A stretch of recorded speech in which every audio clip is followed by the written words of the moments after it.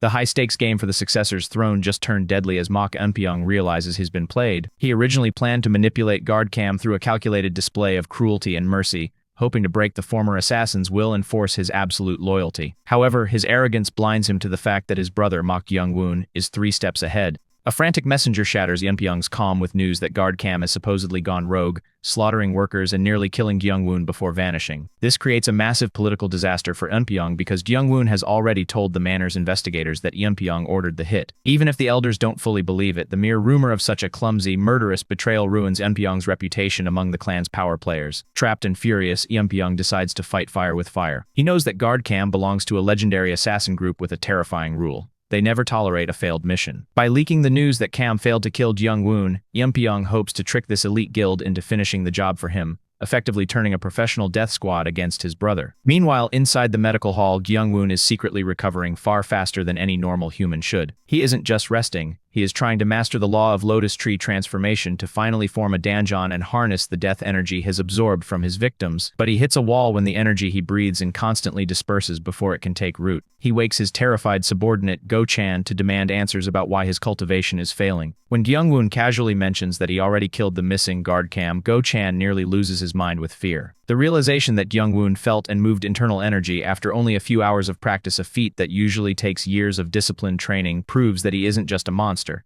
but a once-in-a-century martial arts genius. Despite this raw talent, Gyeongwoon's body refuses to hold on to power, and the guard's attempt to help only deepens the mystery. When Go-chan sends his own energy into the boy's meridians to investigate, the connection is violently severed by a cold, spine-chilling force. This hidden darkness proves to be a death sentence for a traditional martial artist, and Go-chan admits that without a master's intervention, Gyeongwoon will never be able to form a core. The boy realizes the death chai he absorbed previously is acting like a void, consuming any life chai he tries to cultivate. Instead of giving up, Gyeongwoon decides on a gamble that would terrify the greatest masters of the land. He concludes that if his body is filled with death, he must stop trying to live and instead embrace the end by reversing his breathing and his very blood flow. This decision looks like pure suicide to the ghost haunting him, and the spirit Cheongryong gleefully paralyzes the guard to ensure nobody stops the boy from destroying himself. She waits for his heart to burst or his mind to shatter, yet as Gyeongwoon begins the forbidden reverse circulation, the room doesn't fill with the gore of a failed technique. Instead, a bone-chilling white mist pours from his lips,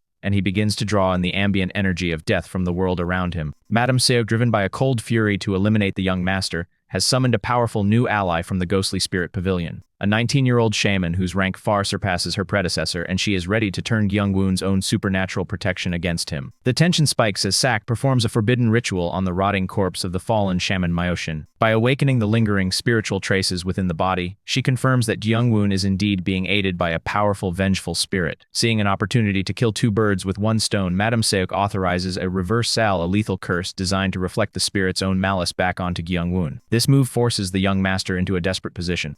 If the curse takes hold, the resulting agony will be so great he'll beg for death before his heart even stops. Inside the warehouse, Sak begins a frantic, rhythmic stabbing of the corpse with a talisman-wrapped dagger. Every strike is intended to tear at Gyeongwoon's life force from a distance. However, this creates a new, terrifying problem. Gyeongwoon is currently in the middle of a dangerous reverse chi circulation, a process that gathers the very energy of death. If his focus breaks now, his body will implode from the inside out. The enemy's threat level is higher than Sake anticipated. As the curse lashes out, the spirits guarding Gyeongwoon, the demon monk, and the mysterious Cheongryong are forced to intervene. The demon monk takes the brunt of the assault, his giant spiritual form cracking and bleeding under the pressure of Sak's ritual. This forces Cheongryong to stop observing and finally act. With a flick of her pipe and a surge of overwhelming power, she hurls it back at the source. The ritual ends in a violent explosion of spiritual backlash. Sak is flung across the room, her body slamming into the warehouse wall as black blood spills from her lips. Her arrogance vanishes in an instant, replaced by a cold realization. She wasn't just facing a common ghost, she had just provoked a high-level vengeful spirit far beyond her ability to control. Gyeongwoon remains alive, but the battle has signaled to the shaman that the boy is no longer entirely human, he is something much more dangerous. The air in the storage room is heavy with the scent of stagnant blood as Shaman Sak wipes a black smear from her lip. Her attempt to curse the vengeful spirit backfired, the energy reflecting off her target with a force that far exceeds a common ghost. She realizes she is dealing with a green spirit, a calamity born from decades of suffering that usually requires a team of masters to subdue. Sensing the leverage this danger provides, Sak immediately doubles her price to 1,000 silver niang, uncaring of the manor's outrage. To prove her power, Sak calls upon a hidden horror named Gyo. Though the guards see nothing but empty air, a chorus of rhythmic rustling begins to echo from every corner of the room. A massive, bizarre shadow stretches across the wall wall a creature with a bird's beak and a snake's tail that commands a swarming army of insects. Terrified by the supernatural display, Madame Seok agrees to the higher fee, realizing that without the shaman's monster,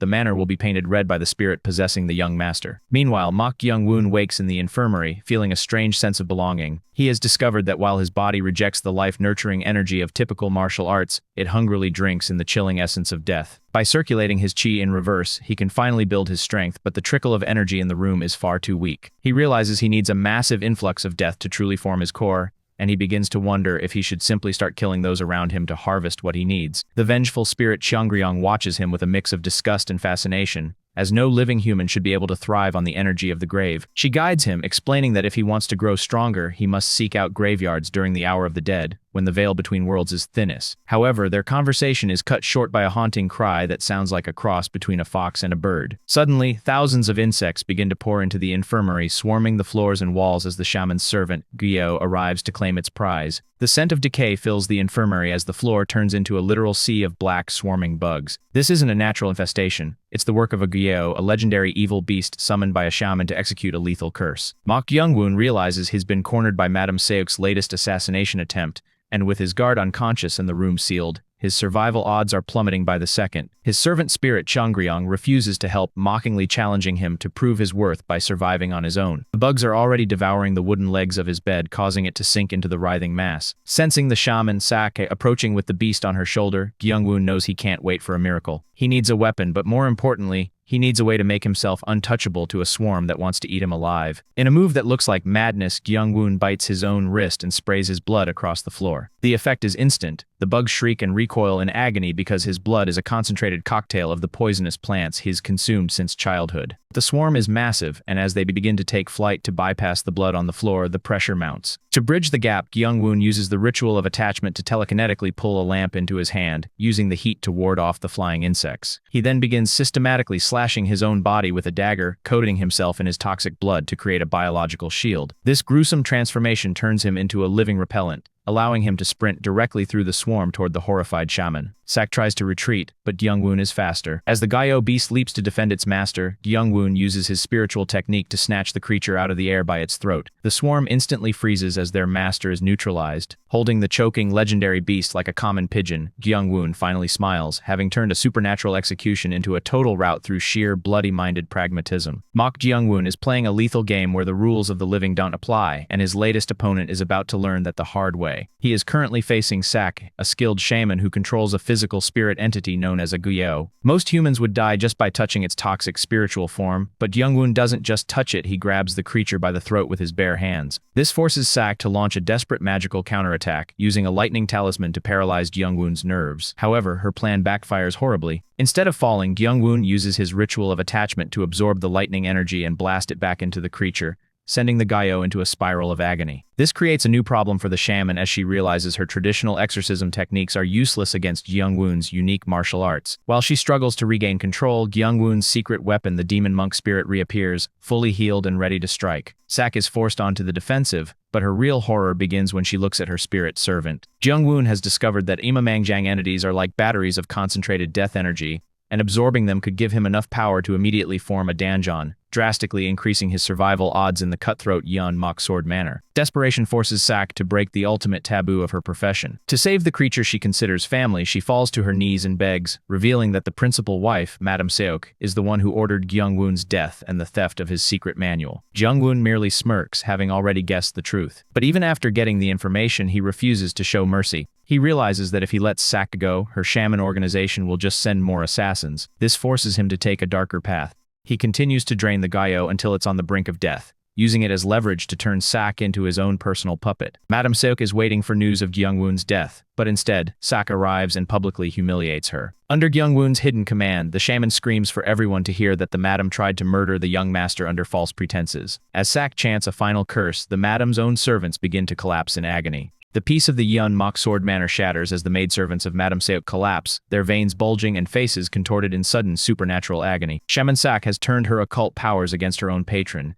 using the lives of the madam's closest servants as leverage to secure her own escape. Madame Seok is paralyzed by fury and fear, knowing that if she strikes back, she will lose the people she considers her own children. This betrayal savors a long-standing alliance, turning the ghostly spirit pavilion from a trusted tool into a sworn enemy of the manor's principal wife. The chaos is exactly what Mok Gyeongwoon calculated. By forcing Scythe to use a forbidden technique that shatters her precious ritual artifact, he has ensured she can never return to her old life. Scythe is a cornered animal, forced to choose between her loyalty to her sect and the life of her spirit servant, the Gaio. To save the creature, she leaks critical intelligence to Gyeongwoon about the hierarchy of the ghostly spirit pavilion and the terrifying society leader who likely controls a top-tier demonic or diabolic beast. Gyeongwoon doesn't seem intimidated by the threat of these high-level entities. Instead, a disturbing smile plays on his lips as he contemplates the power of a diabolic beast. Gyeongwoon's cold pragmatism shines through when he finally releases Scythe, ignoring his guard's warnings about the danger of leaving an enemy alive. He knows a secret that Scythe hasn't realized yet: she was never truly free. As she flees through the darkness, clutching her dying spirit servant and nursing dreams of revenge, a familiar bone-chilling cold wraps around her. The yellow spirit, the monstrous entity under Gyeongwoon's command, emerges from the shadows to intercept her. The realization hits Scythe too late as the spirit's presence overwhelms her, causing her spirit eyes to bleed and fail. Gyeongwoon didn't just let her go. He sent a nightmare to ensure she would never be a threat again. As the madness-filled eyes of the yellow spirit lock onto her,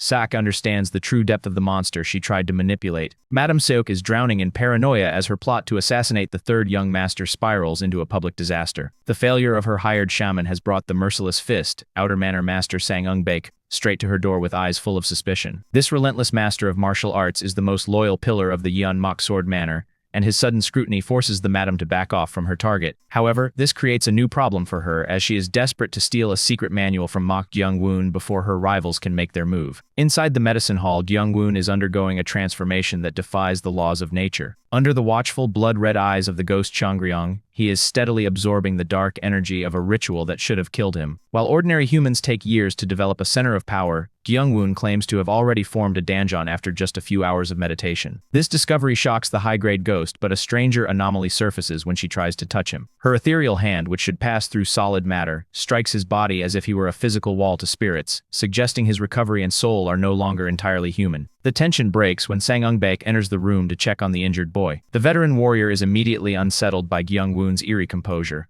as a boy who was once known as timid and weak is now staring down a master with absolute calm. Suspecting that Gyeongwoon is hiding a secret or perhaps practicing forbidden arts, the Outer Manor Master loses his patience. He lunges forward using a lightning-fast technique to seize Gyeongwoon's wrist and strike his acupoints, intending to force his own energy into the boy's body to uncover the truth. However, this aggressive move comes at a terrifying cost. As Sang Eungbak attempts to probe the boy's internal energy, his power simply vanishes into a void. Before he can try again, the air goes cold. Gyeongwoon speaks to the empty air as if commanding an invisible servant, and suddenly an icy, spectral grip tightens around the master's heart. The merciless fist is paralyzed by a supernatural force he cannot see or fight, realizing too late that the weak young master he intended to protect or expose is now the one holding his very life in his hands. Mok Gyeongwoon stands unbothered as the Outer Manor Master, Sang Eungbak, strikes his pressure points to paralyze him. The attempt is a total failure because Gyeongwoon's body naturally disperses the hostile energy, leaving the master vulnerable and terrified. Seeing an opening, the ghost Changryong partially materializes and grips the master's heart, ready to crush it. Gyeongwoon realizes that while the master is a powerful martial artist, he is completely helpless against the spiritual interference of his servants. The master pleads for his life, confessing that he only tested Gyeongwoon because the boy's sudden rise in competence seemed suspicious. He admits he was trying to see if Gyeongwoon was a legitimate threat to the family's succession. Gyeongwoon cares nothing for the family title, but he knows that a living, suspicious master is a liability who could disrupt his plans to learn martial arts in peace. Killing him would cause an investigation, so Gyeongwoon decides on a much more permanent and silent solution. He orders the demon monk to perform a possession, forcing the spirit into the master's living body. Despite the master's desperate attempts to fight back with his internal energy, Changryong blocks his cultivation and dazes his mind. The demon monk successfully merges with the flesh, twisting the master's body until the original soul is suppressed. This transformation is a massive win for Gyeongwoon, as the demon monk now has access to the master's memories and social standing, effectively giving Gyeongwoon a high-ranking puppet within the manor. As the possession settles, the master's face regains its color, hiding the ghostly energy within his eyes. He bows to his new lord fully under Gyeongwoon's thumb. While Changryong is disappointed to see that the spiritual bond to Gyeongwoon remains unbroken even after taking a body, Gyeongwoon is satisfied. Mok Gyeongwoon wakes up with a single goal: to master the ignited wood sword formation he discovered in the medicine hall's secret room. but he immediately hits a wall because his lack of basic training makes the advanced movements impossible to connect. According to the ghost Cheongryong, he is trying to run before he can walk, and without the manor's fundamental techniques, the manual is useless. This forces him to seek out the only people who know those secrets, his rival brothers. Despite the warnings from his terrified guard, Go-chan, Gyeongwoon heads straight for the youngest brother, Mok Gyeongwoon. This is a massive risk, as the last time they met, Gyeongwoon nearly beat the original Gyeongwoon to death. Gyeongwoon is a martial arts prodigy who has reached the peak realm at only 16, making him a lethal threat to anyone who provokes him. However, Gyeongwoon knows he needs that foundation to survive the upcoming power struggle within the manor. As he enters the training ground, he is met with Yucheon's immediate hostility and demands to leave. Instead of retreating, Gyeongwoon offers a dangerous bait. He pulls out a secret heart transformation manual, a treasure reserved only for the manor master. By waving this ultimate prize in front of the genius youth, Gyeongwoon shifts the dynamic from a beating to a negotiation, risking everything to gain the power he needs. Mok Gyeongwoon is a man living on borrowed time. As the bastard son of the Yeon Moksword Manor, his only shield has been his father's favor and his own genius-level martial talent. But with the manor master on his deathbed without naming an heir, Yucheon knows his ambitious half-siblings and the vengeful chief wife are preparing to purge him the moment the old man breathes his last. He has no money and no allies, leaving him with no choice but to swing his sword in a desperate, empty training cycle. Until the one person he despises most ruins his silence. Mok Gyeongwoon, the family's notorious failure, wanders onto the training grounds with a smirk that feels like an insult. He casually pulls a secret manual from his robes, the ignited wood heart transformation method. This is the manor's ultimate technique, a power reserved strictly for the sitting master. Yucheon's heart races because he knows that whoever masters this book isn't just a martial artist, they are the next leader of the clan. Suspecting a trap, Yucheon snatches the manual only to find it's a cruel tease. The first few pages are genuine, proving Gyeongwoon has the real text, but the rest of the book is missing. Gyeongwoon taps his head, signaling that the ultimate power of their family is now locked behind his own eyes. He isn't there to beg for mercy, he's there to make a deal. He claims he has no interest in the throne, but he knows Yucheon is drowning in a sea of enemies who want him dead. The tension snaps when Yucheon lobs a heavy fist into Gyeongwoon's face, sending the weaker man sprawling into the dirt. Blood flows, but Gyeongwoon doesn't flinch or close his eyes, staring back with a chilling lack of fear that unnerves the young genius. He realizes Gyeongwoon has changed into something unrecognizable. Rising from the dust, Gyeongwoon delivers a cold ultimatum. Either Yucheon takes the deal, or Gyeongwoon hands the manual to the siblings who are already planning Yucheon's execution. This shift in power is absolute. By holding the only key to the succession, the family failure has effectively seized control of the genius future. Yucheon stands frozen as Gyeongwoon leans in to whisper the new reality of their lives. The sword no longer matters because Gyeongwoon is the one holding the handle of the knife. Gyeongwoon realizes that pure strength won't win this fight, so he pivots to a psychological trap. He mocks Yucheon's lack of knowledge about his own family, turning the aggressor's suspicion into a weird sort of curiosity. By acting with a level of confidence a coward could never possess, he forces Yucheon to lower his guard and listen to a deal that sounds too good to pass up. The terms seem simple enough for a future manor master. Gyeongwoon asks for safety, financial backing, and a look at the clan's basic techniques just to confirm what he already knows. This request is a stroke of genius, because it leads Yucheon to assume the father might have taught them different versions of the same art. Instead of smelling a rat, Yucheon feels a sense of superiority and agrees to recite the formulas right there in the open. Success follows as Gyeongwoon absorbs every word of the clan's foundational martial arts after hearing them only once. His memory is a terrifying weapon, allowing him to memorize complex chi circulation methods while his brother struggles through multiple repetitions. To the outside observer, it looks like a fair trade of secrets, but the reality is a death sentence wrapped in a gift box. The victory is absolute once they walk away, leaving Yucheon with a manual that is a ticking time bomb. Gyeongwoon reveals to his terrified guard that he scrambled the internal energy formulas, changing key characters every few lines to ensure anyone practicing them faces certain ruin. He has not only stolen the clan's foundations, but has also planted the seeds for his brother's total collapse, proving that in this manner, a sharp mind is far more lethal than a sharp blade. The shadows of the forest conceal a new type of predator as a high-ranking shaman from the ghostly spirit pavilion tracks the missing sect. He doesn't find a survivor. Instead, he discovers a literal slaughterhouse of shredded flesh and dried blood. This level of violence is impossible for a common spirit, forcing the shaman to use a forbidden soul-tracing technique to glimpse the final moments of the massacre. The vision reveals a terrifying truth. Mok Gyeongwoon didn't just survive the supernatural hit, he crushed an ancient entity with his bare hands. This revelation changes everything as the shaman realizes the boy is either possessed by something ancient or born with a monstrous spiritual talent. He immediately signals for backup, calling upon a Gojo shadow beast with an eagle's frame and demonic horns,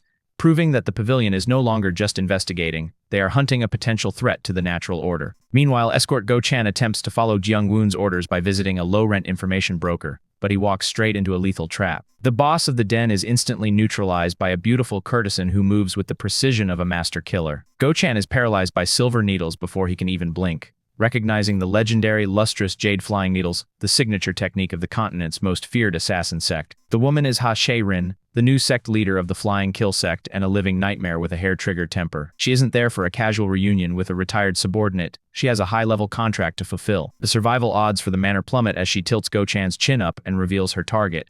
She is there to take the head of the third young master. The peace of Yeon Mok Sword Manor is shattered when Ha She-rin, the lethal leader of the Flying Killing Society, slips through the gates with a single goal: taking Mok Gyeongwoon's head. She isn't there on a paid contract, she's hunting the man who killed one of her top assassins. This creates a nightmare for the escort guard Go-chan, who is trapped between his past loyalty to the sect and his current submission to Gyeongwoon. If he admits he's serving his brother's killer, he's a traitor, but if he lies, he's merely delaying the inevitable. Go-chan tries to play both sides by claiming he's only staying close to Gyeongwoon to wait for a chance at revenge. The society leader seems to buy the act and removes the paralyzing needles from his chest. But this is a deadly deception. In reality, she is in the middle of a ritual called the 100 Days, 100 Kills, and Gyeongwoon is marked as her 60th sacrifice. She used Go-chan solely as a tool to bypass the manor's defenses, and now that his usefulness has ended, she prepares to frame him for the young master's murder before forcing him into a staged suicide. Meanwhile, Gyeongwoon has spent the last 4 days obsessed with his martial arts training, showing a terrifying level of talent that shocks even the ghost Cheongryong. His body moves with surgical precision, perfectly replicating complex techniques after seeing them only once. As he rests and shares a meal with a maidservant possessed by the ghost, his senses have sharpened to a supernatural degree. He feels a shift in the air and realizes the quiet atmosphere of the manor is about to end,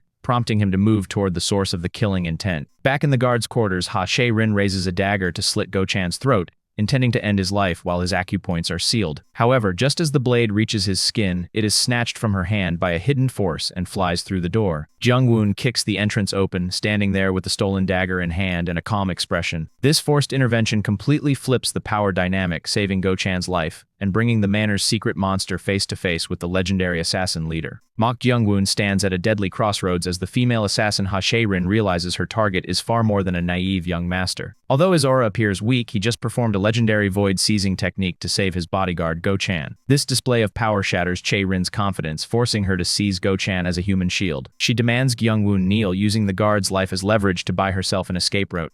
But she fails to realize that Gyeongwoon rarely plays by the rules of mercy. The air grows heavy with an ominous presence as Che-rin senses something invisible stalking her from the shadows. Gyeongwoon offers her a single chance to walk away if she releases the guard, yet the assassin mistakes his pragmatism for weakness. She chooses to gamble on a lethal hidden weapon called the Extreme Killing Needle, a tool designed to pierce the strongest defenses. This decision seals her fate because Gyeongwoon is not fighting alone. Chaos erupts when Che-rin launches her ultimate attack, shoving Go-chan forward and firing the needle directly at Gyeongwoon's head. In a terrifying display of supernatural control, the needle swerves in mid-air as if guided by an invisible hand, striking Gyeongwoon's palm instead of his skull. Before the assassin can process the failure, a ghostly voice whispers in her ear, and the ground beneath her turns into a nightmare of rising blood and skeletal red hands. The spirit Cheongryong begins to feast on Che-rin's terror, pinning the peak-level expert to the earth like a helpless insect. While the assassin is consumed by horror, Gyeongwoon looks down at Go-chan, who is dying from a pierced chest. The guard's desperate plea for life moves Gyeongwoon to experiment with a dark, forbidden ritual. Rather than letting a useful pawn vanish, he places a blood-red talisman on the dying man's forehead. Ominous energy surges from Gyeongwoon's palm as he invokes a spirit summoning technique intending to turn Go-chan's final moments of resentment into a permanent, spectral tool for his own rising power. The void of death is cold and empty,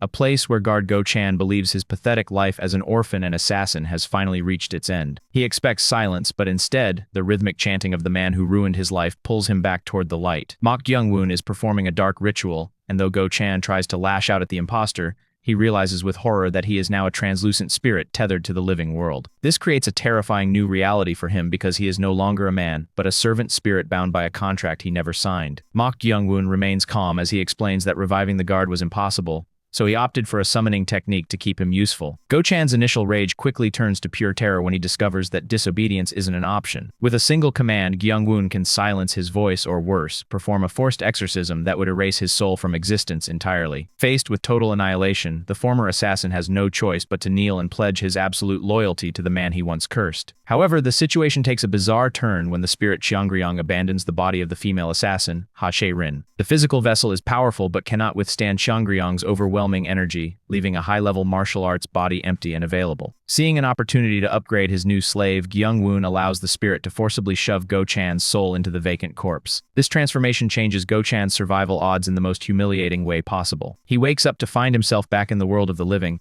but he is trapped inside the body of a beautiful woman. While he has regained a physical form and the power that comes with it, he must now serve Gyeongwoon as a cross-dressing phantom. The Yeon Mok Sword Manor is suffocating under an invisible shroud, as a high-level ghostly domain has turned the residents into a hazy death trap. Outside the walls, a mysterious martial artist and his spirit eagle watch in frustration, unable to pierce the fog that has already claimed powerful masters. This supernatural barrier marks a massive shift in the MC's survival odds, as the manor is now a cage where even the strongest are vulnerable to the vengeful spirits lurking within. Inside this chaos, Mok Gyeongwoon has successfully turned his fallen subordinate, Go-chan, into a red spirit. Through a twisted ritual of death energy, Go-chan has possessed the body of Ha-Shae-rin, the granddaughter of one of the world's most feared assassins. While Go-chan struggles with the humiliation of inhabiting a woman's body, he quickly realizes he has gained the reflexes of a transcendent realm master. This power shift gives Gyeongwoon a top-tier assassin as a literal soul-bound slave, though the bond ensures that if the MC dies, the spirit vanishes forever. The fragile peace of the manor breaks when news arrives that the manor master has miraculously awakened from his deathbed. This creates an immediate crisis for Gyeongwoon, who was planning to flee before the master succumbed to his injuries. If the master has discovered the looted secret manuals in the medicinal hall, Gyeongwoon is walking into an execution. However, the summons isn't just for him. His rival, Mok Gyeongwoon, is also being hauled to the main hall, suggesting a larger power play is in motion. Gyeongwoon puts on his mask of a dutiful son and heads toward the confrontation, leaving his possessed assassin to clean up the literal corpses of their past. The stakes have never been higher as the MC prepares to face the one man capable of seeing through his lies. Every step toward the main hall brings him closer to either a total takeover of the manor or a swift death at the hands of a recovered supreme master. The manor master has finally awakened, but his return isn't a joyful full family reunion. It's a high-stakes power struggle. Mok Gyeongwoon arrives at the main hall to find his brothers trembling in fear, proving that their father is more of a tyrant than a parent. Even the gifted youngest son, Mok Gyeongwoon, is visibly shaken, especially since his skin is turning a sickly dark red. He has been practicing the secret manual Gyeongwoon gave him, unaware that the deliberate errors in the text are slowly poisoning his body. Gyeongwoon plays dumb, watching with hidden amusement as his rival's desperation to surpass him leads to his own downfall. Outside the walls, a new threat arrives as the vengeful associates of the shaman Sak infiltrate the manor. Gyeongwoon's ghostly companion, Chongryong, senses them immediately and vanishes to greet them, leaving Gyeongwoon to deal with the internal chaos of the family. Inside the sick room, the atmosphere is suffocating. The manor master, Mok In-dan, might be recovering from a lethal curse, but his eyes are still sharp enough to pin a man to the wall. While the other brothers cower and avert their gaze, Gyeongwoon stares back with total indifference. This lack of fear catches the old man's attention, marking Gyeongwoon as something far more dangerous than the talentless failure he used to be. The tension reaches a breaking point when Gyeongwoon bluntly asks if they are there to discuss the succession. It's a bold move that shocks his brothers, but it earns the manor master's respect. The old man reveals that he knows Gyeongwoon was the one who saved his life from an assassin, a fact that changes everything. Realizing his time is limited and his sons are already at each other's throats, the manor master drops a bombshell. The next leader won't be chosen by birthright or favoritism. Instead, he declares a test to determine the successor, giving Gyeongwoon a formal shot at the throne and forcing the brothers into a direct, deadly competition for survival. Outside the manor, two mysterious figures watch from the shadows, prepared to strike. They carry a finger-sized seal and speak of a demonic puppet and a powerful diviner who has interfered with their plans. For the Mok family inside, this unknown threat is moving fast, and the manor is no longer safe.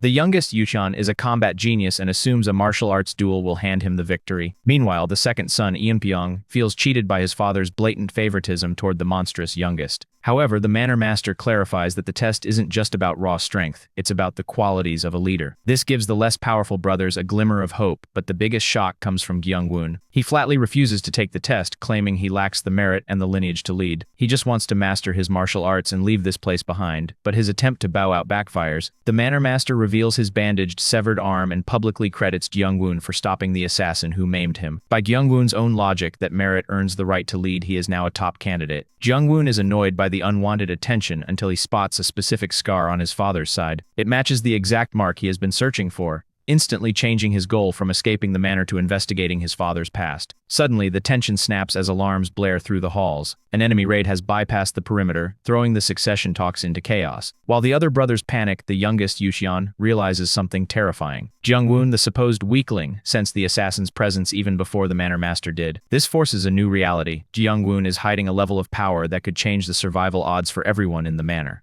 The Yeon Mok Sword Manor is a slaughterhouse, and Mok Gyeongwoon is the only one smiling. While masked invaders tear through the outer defenses, a desperate shaman named Mogo huddles in the shadows, bleeding out from a back wound that his concealment spells can't hide. He's a professional assassin, but he's just realized he's hunted by a monster from the Primal Killing Pavilion. A high-level shaman who can shatter illusions with a single strike. This new enemy doesn't just find Mogo. He paralyzes him using only hand seals, proving his mastery is at the terrifying moon level or higher. As the attacker grips Mogo's face, the truth comes out. The Primal Killing Pavilion has officially broken the ancient shaman neutrality to join the war, and they aren't leaving any witnesses alive. In the center of the estate, the sound of clashing steel wakes the Mok family. Manor Master Mok In-dan, still recovering from his mysterious illness, draws his sword with his remaining good hand to lead a desperate countercharge. His presence reignites the warriors' morale, turning the chaotic retreat into a bloody stand. But while his family fights for survival, Mok Gyeongwoon sees a different kind of opportunity. He slips away from the front lines not to escape but to feast. The air is thick with the energy of death from the falling soldiers, and Gyeongwoon sits cross-legged amidst the carnage to absorb it all. This choice forces his spirit servant, Go-chan, into a frantic defensive position. As Gyeongwoon meditates, the spirit of the demon monk reappears in a panic, having already lost his possessed body to a new threat. The situation takes a turn for the worse when a scarred giant with a massive Taoist sword leaps onto the scene. This man is the one who crushed the demon monk, and his aura is so overwhelming that even the seasoned Go-chan feels his instincts screaming in terror. Gyeongwoon is currently vulnerable and deep in his trance, but a master of this caliber is closing in fast, and the price of his greed might be his life. Go-chan, possessing the high-tier body of Ha She-rin, realizes he is outmatched the moment the stranger closes the distance in a few impossible strides. Desperate to buy Gyeongwoon time, Go-chan unleashes the flying kill martial arts, but his windmills of kicks hit nothing but air. The scarred man doesn't even draw his massive Taoist sword to counter. He simply shatters Go-chan's defense with a casual fist to the gut. The blow is so heavy it sends Go-chan flying 15 meters, yet the lack of pain in his possessed body only highlights how detached he is from his own survival. Just as the scarred man prepares to finish them, the manor master, Mok In-dan, staggers from his sickbed to join the fray. Even with a desperate downward strike, the weakened master is shoved back, proving that the Yeon Mok Sword Manor is effectively defenseless. The true terror is revealed when the scarred man identifies himself as Sun Yun, the Brightblade King of the Heaven and Earth Society. This legendary organization is one of the three pillars of the Central Plains, known for a ruthlessness that once nearly unified the martial world through blood. Sun Yun isn't here for a random raid, he's here to reclaim a stolen treasure. Facing total annihilation, Mok In-dan is forced to surrender his pride. He reveals the secret location of a hidden box tucked away in a trapped underground passage beneath the medicinal hall. But as the cultists move to claim their prize, Gyeongwoon remains locked in his trance, unknowingly absorbing the very energy of the massacre that brought the Heaven and Earth Society to his doorstep. The atmosphere is suffocating, but for Mok Gyeongwoon, the cessation of violence is actually a disappointment. He thrives on the death energy of the fallen, and the current standstill is starving his progress. While his father, the Manor Master, trembles at the thought of the Heaven and Earth Society's wrath, Gyeongwoon is already several steps ahead, weaving a web of betrayal to ensure his own survival and eliminate his enemies in one stroke. The danger peaks when a masked subordinate returns from the hall's underground with a talisman-covered box. The Manor Master is initially relieved, believing the exchange will end the crisis, but this relief turns to pure horror when the box is opened. Instead of a priceless manual, it contains a single silver and jade earring. This creates a lethal misunderstanding as the Brightblade King perceives this as a direct insult to his organization. The air explodes with killing intent, and the Heaven and Earth Society draws their blades, ready to slaughter everyone in the manor for this perceived trickery. However, the chaos is exactly what Gyeongwoon planned. He publicly identifies the earring as belonging to Lady Seok, his treacherous stepmother, effectively painting a target on her back. This forces a wedge between the manor master and his wife, especially after Gyeongwoon reveals her secret plot to use a shaman to assassinate his father. By placing her jewelry in the box, Gyeongwoon hasn't just protected the manual, he has transformed the manor's greatest internal threat into a sacrificial lamb to appease the enemy. This bold move completely shifts the power dynamic. The manor master is left reeling, realizing his son is far more calculating and cold-blooded than he ever imagined. Gyeongwoon leans in, whispering like a demon, suggesting that sacrificing one treacherous woman to save the entire clan is a small price to pay. Gyeongwoon is no longer just a son to the manor master. He is a monster wearing a human face. He stands amidst the chaos with a cold smile, using the life-or-death crisis of his own clan as a bargaining chip to extract secrets from his father. The Manor Master is forced to realize that Gyeongwoon's prank with the earring wasn't just a failure, it was a trap designed to ignite total internal war. By framing his brothers and stepmother, Gyeongwoon has turned the manor into a pit of vipers, where everyone is too busy pointing fingers to realize who is actually holding the knife. The pressure finally breaks the Manor Master, who reveals the origin of his old wound, a legendary figure known as the Ghost Blade. But before the truth can fully surface, a new player enters the fray. Shaman Jo, a powerful mystic from the Heaven and Earth Society, arrives with bells that ring on their own. With a single explosive spell, he rips the demon monk's spirit out of its host, leaving the manor's guards convulsing on the ground. The shaman moves in for the kill, launching a magically charged staff to obliterate the spirit once and for all. But Gyeongwoon isn't about to let his valuable source of death energy be destroyed. In a move that stuns both the warriors and the mystics, he snatches the enchanted staff out of the air with his bare hands. As the dust settles, the shaman realizes the terrifying truth. This 17-year-old boy isn't just a martial artist. He can see the world of the dead. Gyeongwoon has officially stepped out of the shadows, and now both the living and the spirits have a reason to fear him.